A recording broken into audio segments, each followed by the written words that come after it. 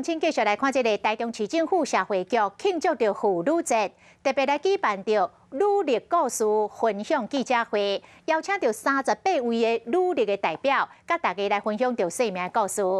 台中市社会局特别颁发着感谢状，期待女性将做家庭的大娘条的同时，嘛会当有家己的生活。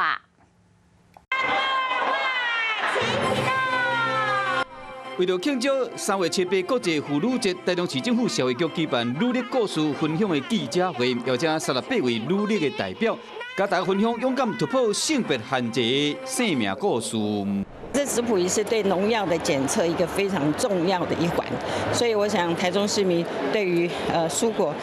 吃的可以安心，可以同时为整个镇的建设而努力，可以为整个农会能够农业的推展而尽点心力，这是我人生中最大的骄傲。